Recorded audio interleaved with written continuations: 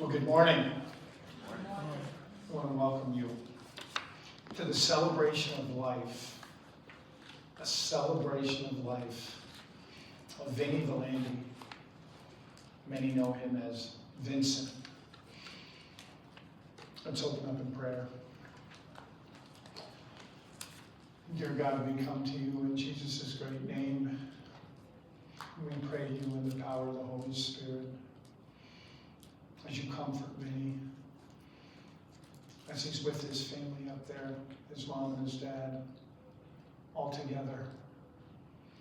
That you bless their souls like we ask that you bless ours as they get to spend eternity with you. And we thank you today for the loved ones and friends in the room as we celebrate one of your children's lives, Vinny Vielandi. Amen. Vinny, some know him as Vincent. Many of us know him as Vinny. Many of us know him as New York.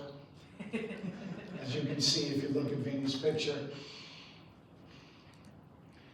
And I used to call him the blue-collar Bronx bomber. You know, we'd have so much fun together going out. You know, Vinny loved his New York. Loved his New York.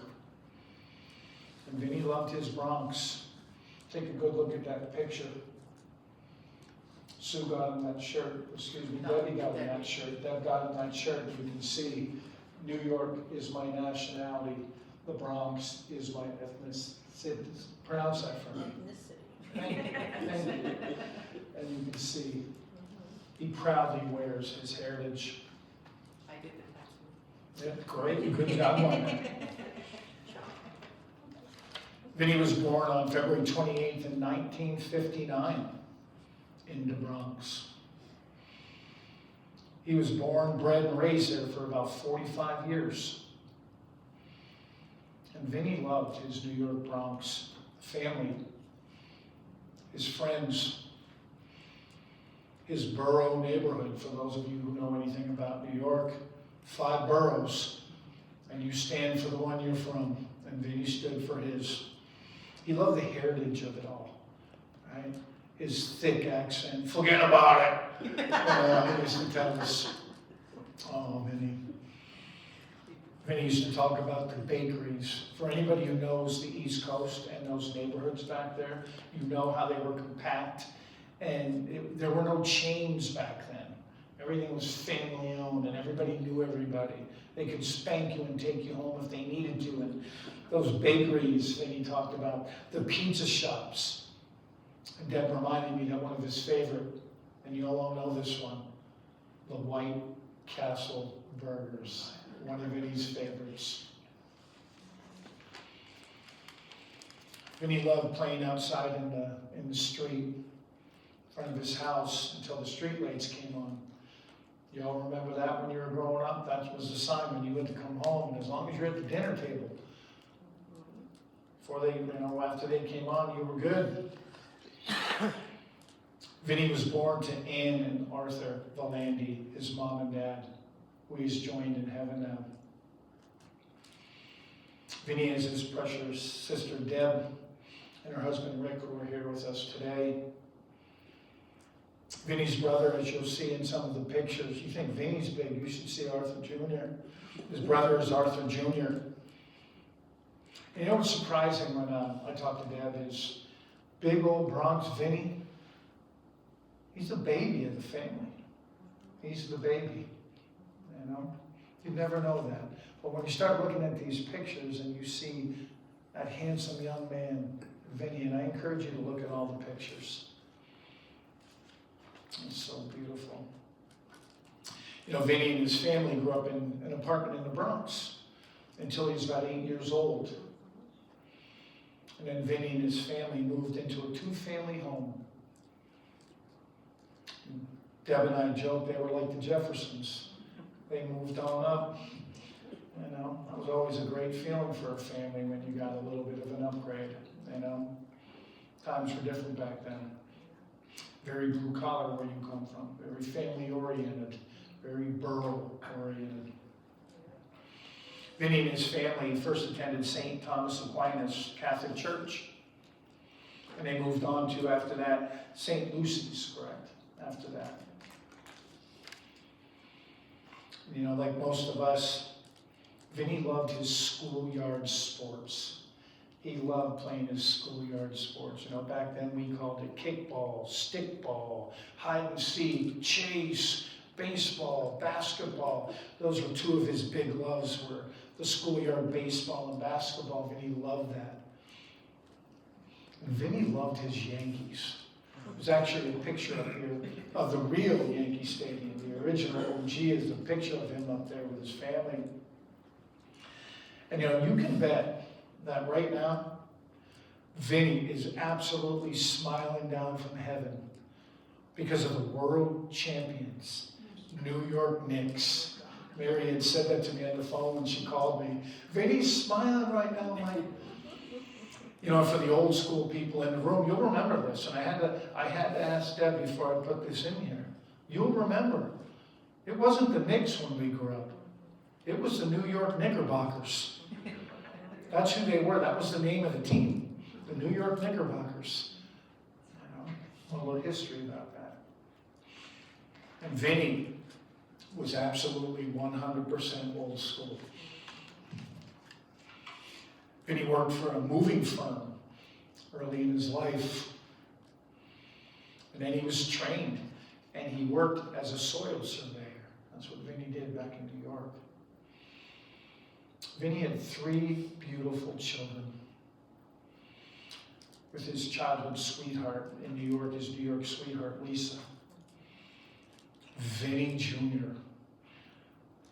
I look forward to the day I get to meet him. Vinny Jr., I can only imagine. Born in 19, he looked just like him. And so them strong Italian genes running deep, you know. Vinny Jr. was born in 1979. Anthony, their second son, was born in 1981. And Michael was born in 1982. 3 very strong New York, Italian, Vielandi boys. You know, they carry Vinny and his family genes in their legacy. You know, I first met Vinny at the Burning Soup Kitchen. You know, and I would never know Vinny if it wasn't for Mary Burnage, who sits right there. And she won't tell you that, but I would never know Vinny if it wasn't for Mary in the soup kitchen. And Vinny and I got along immediately. The thing about Vinny is he got along with everybody immediately if you were respectful and you had a warm heart. He got along with everybody immediately. If you weren't, then it might have been a little bit different. But Mary and I weren't like that. Sandy wasn't like that. Nobody was like that that used to go down and help at the kitchen. And the thing about Vinny that's different is that Vinny was always there from day one when I met him. Cooking, cleaning, give me a broom, how can I help? Right? Vinny was there to work. He made the kitchen a better place. And he would help Mary and protect Mary all the time down there as needed. And again, everybody at the soup kitchen loved Vinny, everybody. Unless they were doing stupid stuff. And then, you know, Vinny might have let them know. You know, we were blessed after months of getting to know Vinny, and I'll never forget it in my gray Toyota truck. You know, I think, Mary, you put the suitcase in my back seat when we loaded Vinny into my vehicle on his choice. Vinny chose to go to a program. He was there for 4 months. It's a Christian program. It's one of the best programs in the country for self-development, for making yourself better, for getting your closer relationship with God. And Vinny had countless classes there, countless sessions for self-help, growth, life skills, and numerous life improvement areas. He did that for 4 months.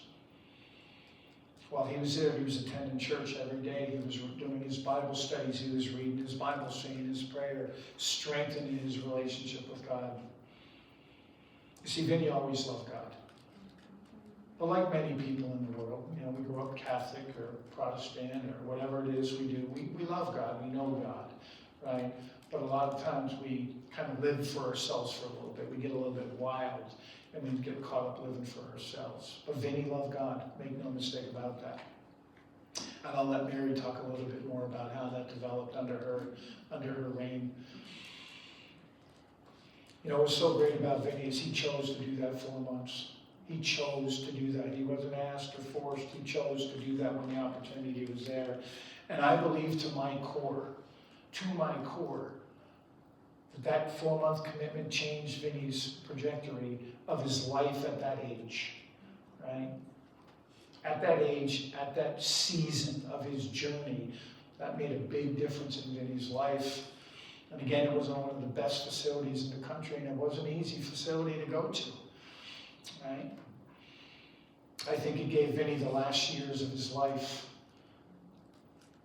some joy before he graduated to heaven. A renewed foundation, which Deb will talk about that a little bit.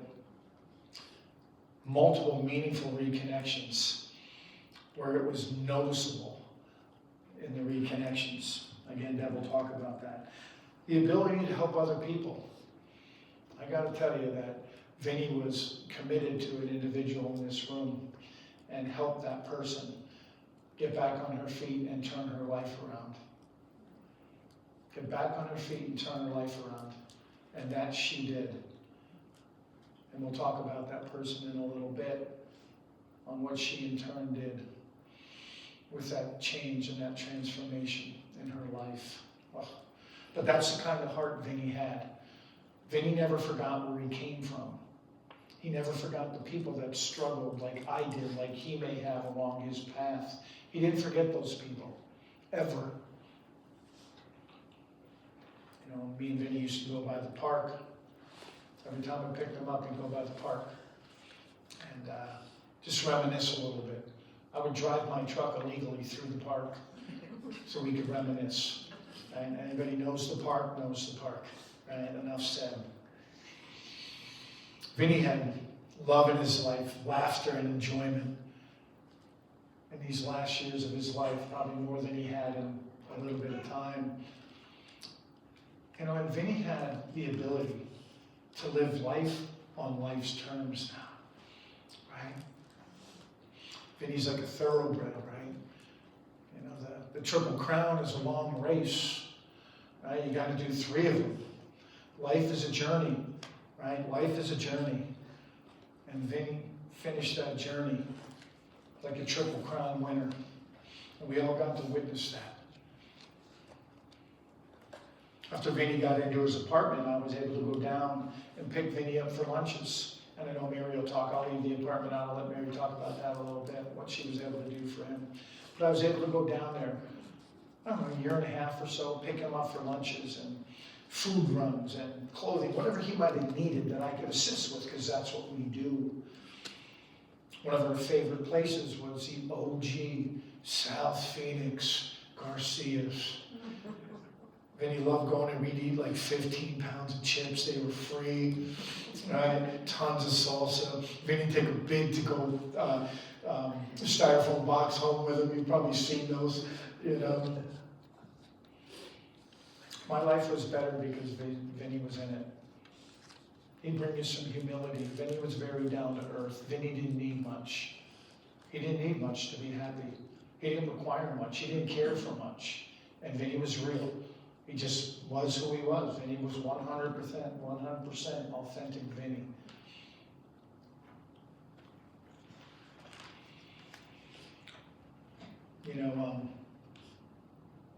Before I bring up Mary Burnage, I want to talk about Sue a little bit and what an amazing human being you are. In the recovery world, for those who know recovery, you meet somebody, you work with somebody, you help somebody. You help them get on their feet. You watch them grow.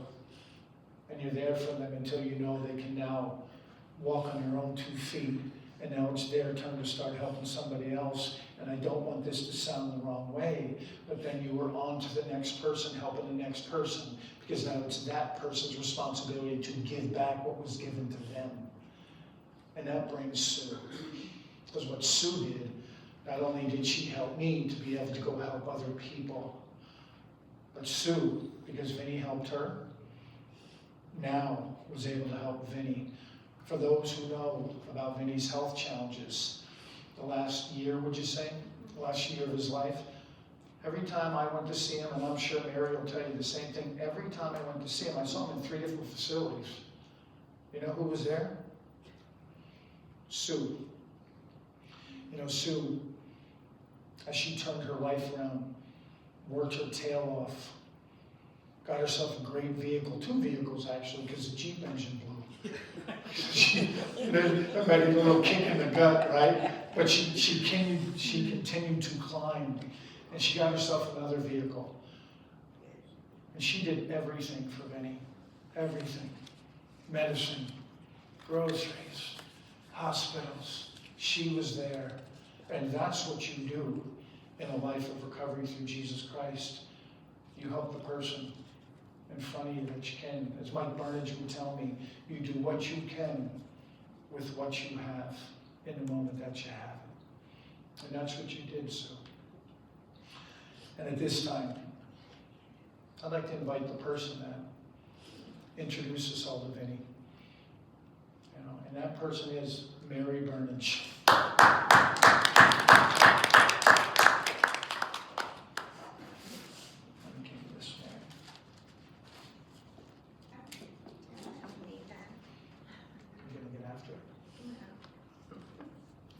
Just so we can hear you on the.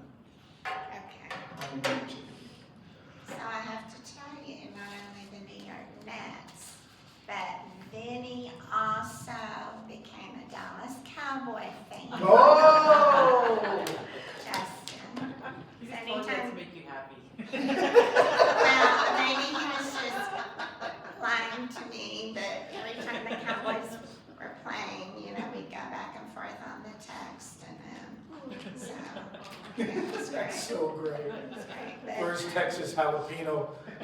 You know? as you can tell, I am from Dallas. I won't lose my accent. People ask me where I'm from. I said, where do you think I'm from? New York. But yeah, I met Vinny and we used to have a soup kitchen. It's still there. But we had to leave for some kind of sad reasons of misappropriation of funds. But it was named after my husband. So the very first day it opened, I see this huge guy walking in, big Italian guy. And they were very strict about how much food you can get, which really made me mad because I don't like to follow rules. So I would sneak extra food to him. I would get the food and kind of sneak it out, put it in his backpack, and he loved to eat. And so that's how I originally got to know him. And how could somebody not love Vinny? I grew up with 3 brothers, and he became a brother to me. He was such part of my life, part of my heart. And as Mike said, he would sweep, he would do anything in the kitchen that was needed. There came a time after a few months at the soup kitchen, they decided to kick people out after they ate, which really bugged me a lot. So I told Vinny, I said, Vinny, if you can stay in the air condition if you would help. So I would give him the broom, I would give him a washcloth just to clean the tables, just so he could stay in the cool. So we were kind of like partners in crime. Every time I'd go out of the soup kitchen, he became my bodyguard because there are some rough guys around there, and he'd follow me everywhere I go. He was just, I cannot tell you enough about how I just loved him. The texts we'd send back and forth, he'd always say, I love you to me. Just a brotherly love. As you know, life wasn't easy for him, and he carried a lot of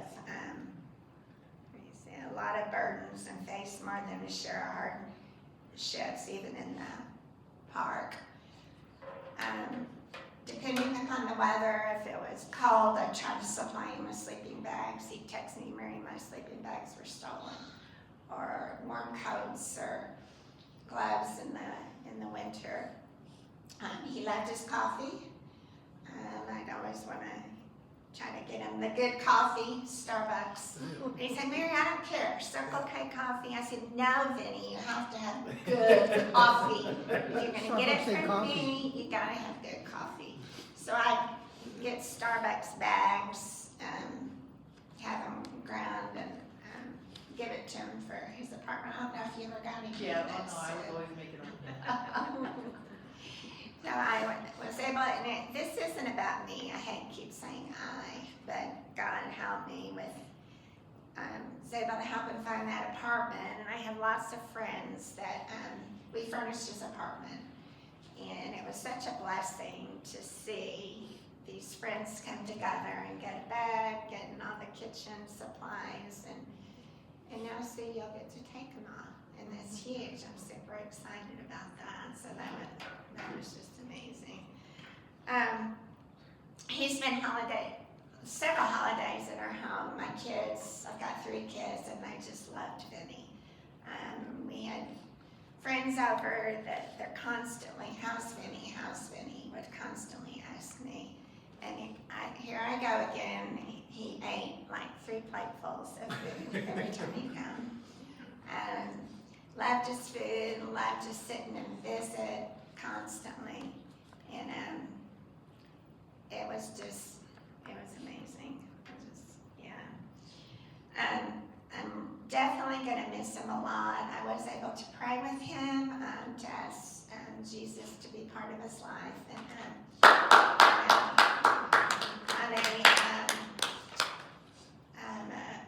Right before Easter, we had a baptismal service, and I was able to baptize him. And he was so strong in his faith, and he would tell me, Mary, I'm reading, got him a Bible. He said, I'm reading the Bible. He said, I'm praying every single day. And he was not afraid to die. He said, I'm ready to go whenever God takes me. I know he has a plan for my life. And I know he's up there with my husband right now. And he loved Mike. And my husband was a pastor. And I had this shirt that said Northridge Community Church embroidered on it. So I gave Vinny that shirt. And he would wear that shirt all the time. He was so proud to wear that shirt. But one more thing I wanted to say was that I've done a lot of reading on grief, and one thing that really struck me, there's a difference in tears. There's grief tears and there's regular tears. And the grief tears, they have more lipids and cortisol in them. And when they run down your face, they run slower. And it helps release the toxins, purge the toxins in your body. So go on and cry. You know, there's a reason God made them that way. So thanks you guys for being here.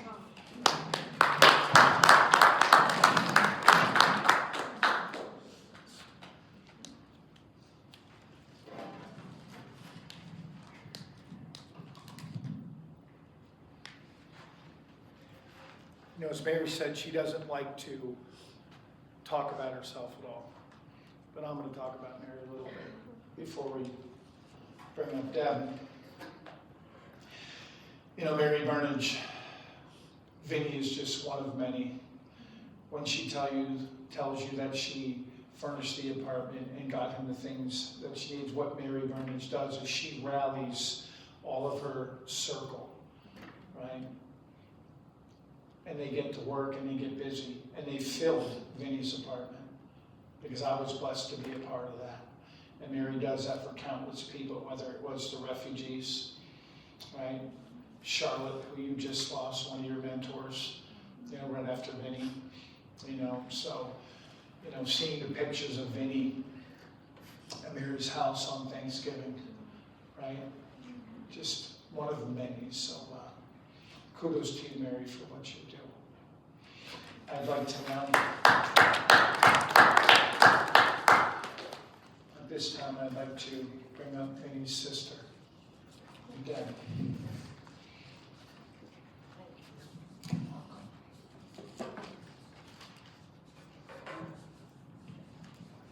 Good morning. Thank you all for being here. Thank you, Mike, Mary. I'm going to talk about Vinny from the early years, you know, my baby brother. I called him Baby Vinny. Well, we all did. He was our baby brother. And Vinny, it's a funny story actually. I called him Baby Vinny until I was like 26 years old. I was at work, I was working, and I was sitting around in the teacher's lounge with, you know, I worked in an elementary school, and we were talking probably about families and things like that, and I kept referring to Baby Vinny. And finally, one of the gals said to me, Debbie, how old is Baby Vinny? And I said, oh, he's 22. And they just roared. I mean, they just said, you still call him Baby Vinny? I said, yeah. I said, I didn't even realize that. I stopped after that, but it was always Baby Vinny to me, you know. He's so cute. And you can see how cute he was. He was adorable. We grew up in the South Bronx, and he was a handful. You know, Mom had Arthur, and Arthur was 6 years older, I was 4 years older, and Vinny came along, and Vinny had energy. Vinny had more energy than most kids. And I remember I was 6 when I started school. Mom kept me out of kindergarten. I think she needed some support at home with Vinny. And, so I went to school, first grade, and Catholic school, and we would go to church, mandatory, every Sunday morning, 9 o'clock Mass. And there was a monitor there to make sure you were there, and if you weren't, you had a note the next Monday morning. Vinny was about 4, and my mom said, you need to take Vinny to church with you, you know. And I was like, I had to walk, big streets to cross. I would have to hold his hand. He wasn't great at holding your hand and walking with you, but I took him. And I think Mom needed a little break Sunday morning, because Mom was very religious. She went to the 11 o'clock Mass. We would come home from 9 o'clock Mass, get home about 10:15. She'd get ready and go to Mass, and then we were home with Vinny. But anyway, so I took Vinny to Mass, and my closest friend from first grade, still my best friend, 65 years, Melinda, her mother would come to Mass, Melina, and she'd sit in the back of the church. And the church was full because the whole school was there, all the classes were there.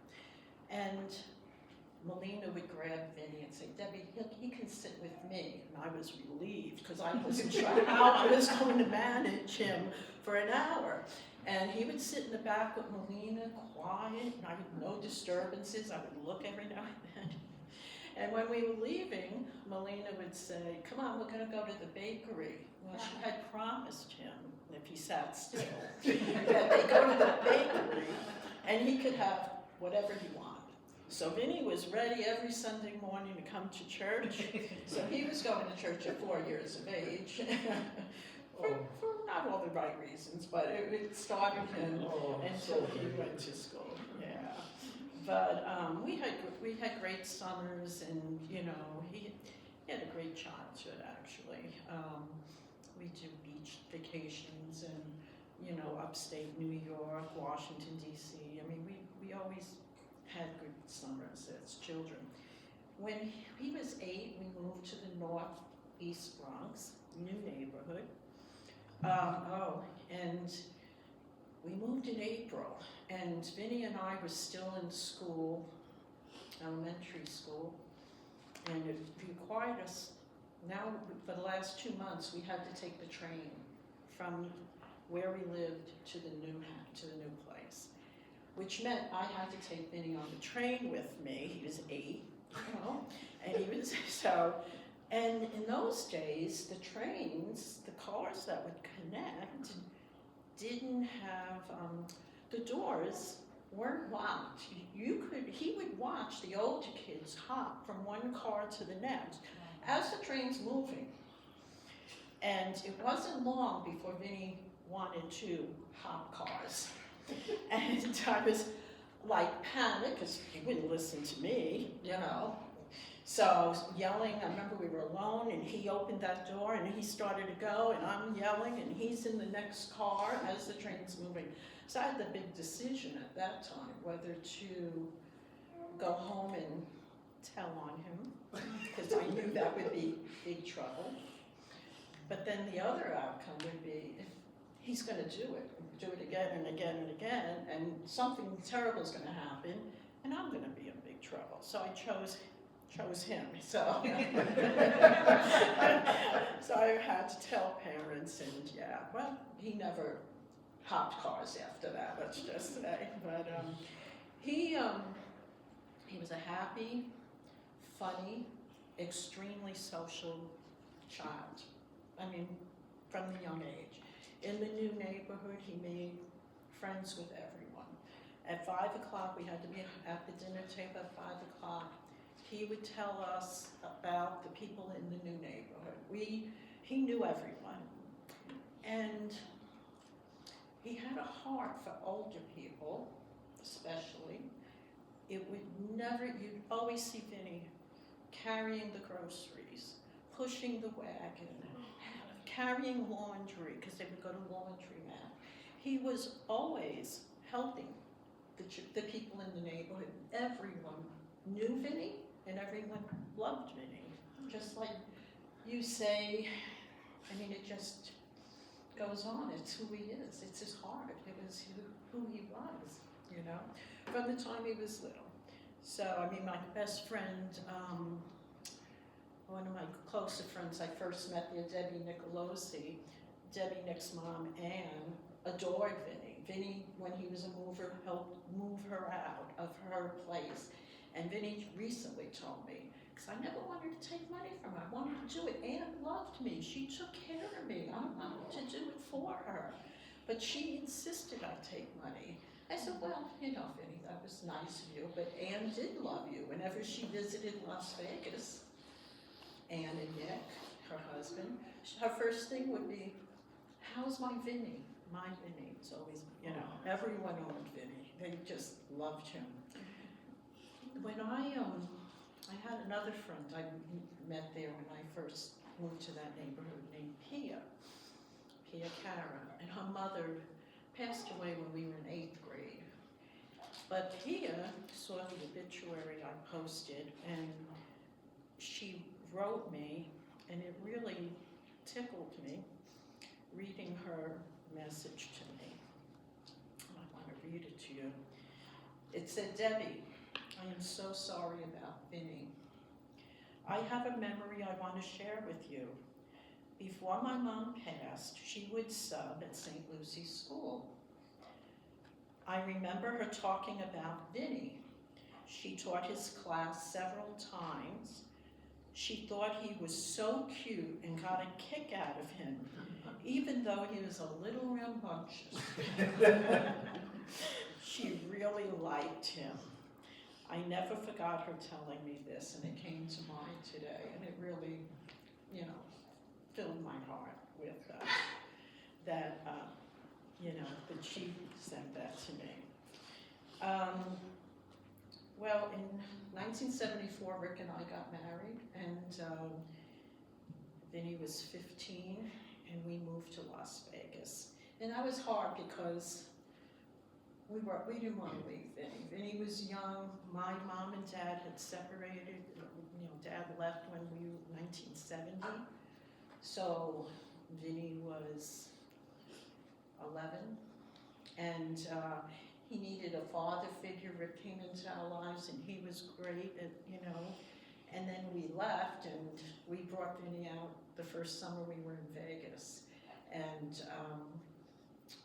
for a month, and we had the greatest time. he went to see Elvis. My girlfriend Melinda came out to visit, and she was going to see Elvis. And I said, "Can you take Vinny?" We got him the ticket, and he went to see his idol, Elvis Presley. He saw boxing matches at Caesar's Palace. The 3 Bronx kids went to Disneyland for the first time, wore Frontier hats and roamed around Disneyland. We had a great time. And then after that, he went back and had my daughter in '76. In '78, I started going back every 2 years because I wanted our daughter Tina to know the family back there. And Vinny was doing great. In 1979, he had little Vincent, and then Anthony, and then Michael. And so we'd get to know them and see them, go to the Bronx Zoo. We'd do, little trips like that. And it was, all very, it was a good life, He was enjoying life. He loved his children. But him and Lisa separated in the late 80s. And I remember going back in 1991. It was my father's 60th birthday. And went to the Bronx to get Vinny. Dad lived in Brooklyn. And Vinny wasn't doing so well then. I could tell right away.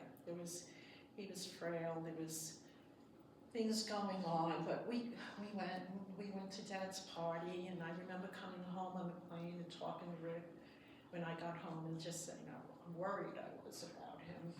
And it was a few years later he got in trouble, drug-related, could have gone to prison, but he was in a hospital, detention hospital, and I always say this is when the first angel appeared, and in the form of a priest that came in recovery, spoke with him, talked to him, and said, "I can help you, but you're going to have to want to help yourself." And then he agreed to going into a program in Ellenville, New York. It was a 2-hour north of New York City for 18 months. The commitment was for 18 months. And that would be his time. Like this would be, getting out of trouble, doing his time there. And he did. After 6 months, he was allowed visitors. I flew back, and Dad and I drove up there to see him. He was waiting outside for us. He was a different person. He looked fabulous. He worked hard at everything. Everything. All the counseling meetings, and it was also a religious place. And again, God came into the picture, and he definitely, it was life-saving. There he met Patty, and the reason I bring this is because it was Patty who was up there recovering. She was from the Bronx. Her father was a police officer, retired police officer in New York, sent her there, and they clicked. And so when they came out together. They came and got an apartment in New York together. They attended meetings. They were sponsors. And his life, they had a great life together, helping other people, giving back, right? And they were good for a good 5-6 years, let's say, early 2000s. And, I was going through Mom's things. I pulled out my mom's boxes from my garage to find pictures, because I knew Mom had stuff. And all of this is from Mom. Even his Vincent Walter, this was across his pillow when he was first born. Vincent Walter, Vincent from his two grandfathers, Vincenzo and Walter. That was where we got his name. And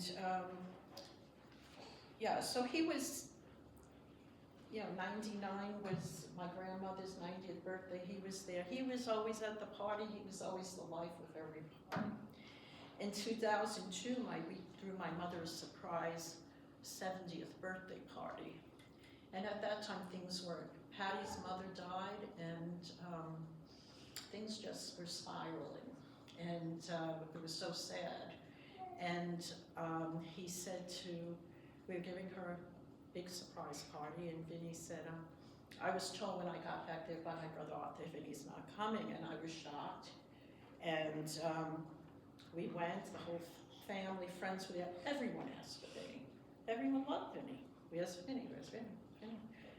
And so Mom came, surprised, and we were mingling, and out of the blue I hear someone yell, Vinny! And here he comes through the door, bigger than life. And you would have thought a rock star appeared, because the whole family gravitated. Phew!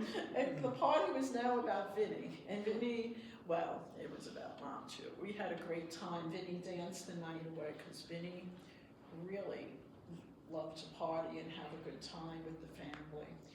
And but it was shortly after that that him and Patty moved to Phoenix, and that's what brought him to Phoenix. They needed to make a new life. Things weren't going well there for them. And she had a friend here, and they ended up here, and he worked, and he was making friends, of course, and working, and their relationship was rocky, but that's life, right? And in 2012, he had a heart attack and had bypass surgery. It was October 2012. And my mother had just had a stroke in 2011, so I was spending a lot of time in New York, back and forth, now Vinny. And he said to me from the hospital, he goes, I can't go back to Patty's because I can't live there anymore. So he said, I have a friend I can stay with, because I was worried. I said, well, as soon as you can get approved, approved to travel, we'll bring you to Vegas. You'll recover here with us. And he did. In November, he came to Vegas. He recovered 3 months. January, February, my mother was going in for another surgery in New York. And I said to him, why don't you go back to New York? Rick and I and Vinny had this conversation. You love New York. Mom needs you. You need Mom. You could help each other. Arthur's there. Get a small job. You can't do much, but so he said okay. So we sent him to New York, and he was there for Mom's surgery. And but it was shortly, like within weeks after Mom's surgery, I got the call saying he wanted to go back to Phoenix.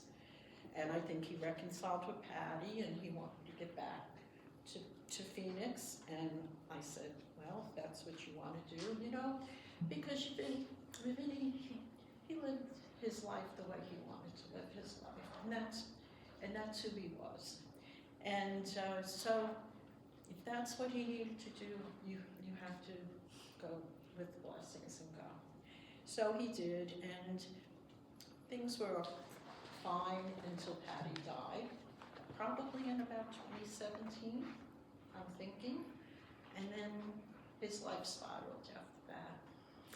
And of course, that's when 2 other angels appeared, in Mary Burnage and Pastor Mike. And we always worried about him, but he always communicated with us as a family. As soon as he talked about how much he loved Mary from the soup kitchen and Pastor Mike, I knew he was surrounded by good people. He had Sue with him, and he told me about Sue, that there's nothing between us. We're best friends. She's going to be here. She's going to help me, and And I said, fine. I came that February. I met Sue. Felt really great, and Sue. The reason he lived so long is because it took such great care of him, and you gave me so much rest, peace, knowing you were there for him. You always communicated, and I'm so thankful for the 3 of you to have him in his life. But the great thing that happened was in September 23, he got the apartment married. And my mother was on palliative care then. She was dying. And she worried about Vinny every day of her life. but it gave her such peace and joy. We had so much joy that he got that apartment. And when he moved in, I said, what do you need, you know? And he said, Debbie, I don't need anything. They brought me everything. And he was so, so happy, at peace. Found God, found the love, you know? Love of others he always had, but love of himself was most important. And I really feel that the last years of his life were such good ones. And going through all this stuff though, and getting ready for this, and going through the dates and writing down, and I thought, we had so many more great days than bad ones. So many wonderful times in his life. And I'm so thankful that he's out of pain, because the last 2 months have not been good. I could hardly have a conversation some of the days because he was in so much pain. And I feel that God did come and say, I found a place for you, ready to come home. And for that, I find peace. Of course, I'm going to miss his phone calls. I'm going to miss him. I'm going to miss those. God bless you at the end of every call, and I love you. And those are things I'll hold with me for the rest of my life. And I want to say thank you. God bless all of you from the bottom of my heart. Thank you. Thank you.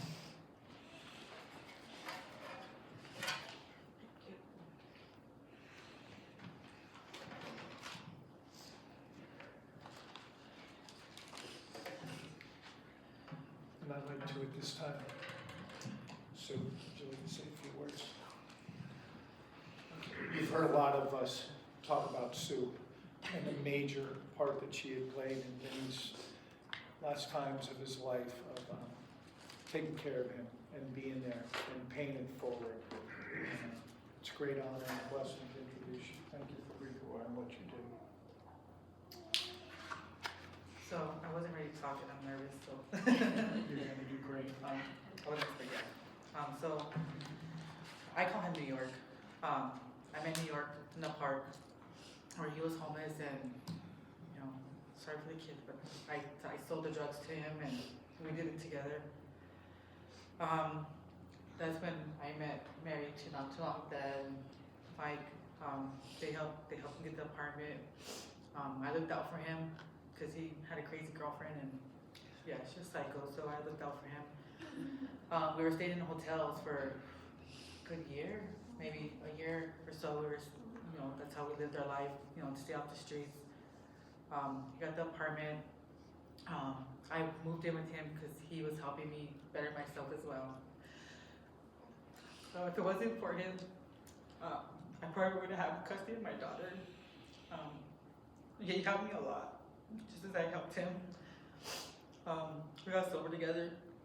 It was a great feeling, but yeah, like I said, it wasn't for him, I wouldn't be where I am right now. I'd probably be in prison, probably, for doing what I was doing.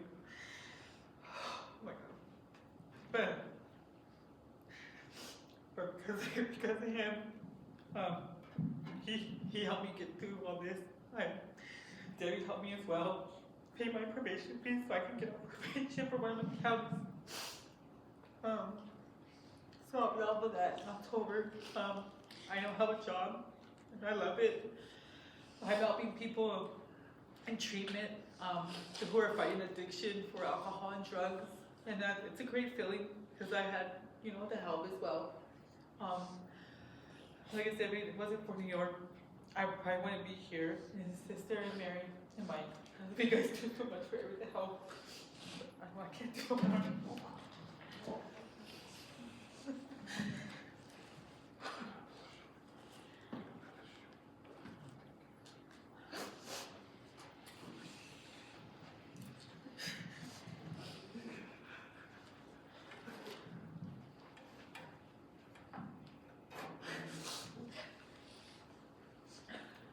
At this time, I'd like to ask if there would be anybody else who would like to say a few words about Vinny or share a memory they might have about him. If you'd like to, you're welcome to come up and have the microphone for a little bit.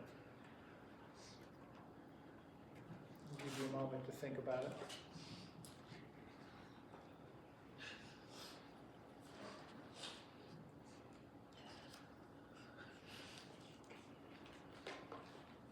And if anybody at any time as we move downstairs in a more comfortable public speaking environment, once we get downstairs, if anybody would like to say anything about Vinny, by all means, just let us know. Justin, myself, Stephanie.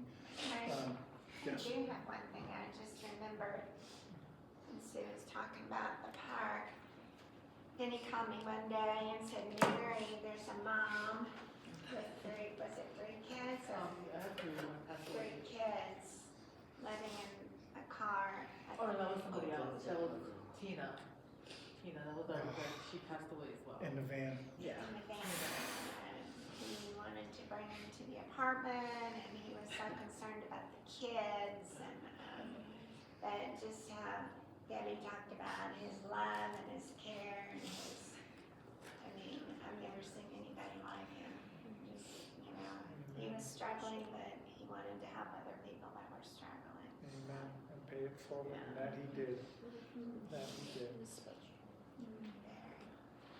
This time we're going to ask everybody, we'd like to, first of all, if you'd stop by the gift table in the back, both Deb and Sue have his celebration of life card, and then there's also a cross, I believe, and a rosary inside there. So there's one for everybody that the family has brought, and Sue. So please grab one, and then we're going to go downstairs, and we're going to celebrate Vinny. And again, if there's something you want to share once we get down there and you're more comfortable, or something jumps into your mind, just let us know. By all means, that's what it's about, a celebration of life for Vinny. Let's go downstairs and have a good time for Vinny. He would love that.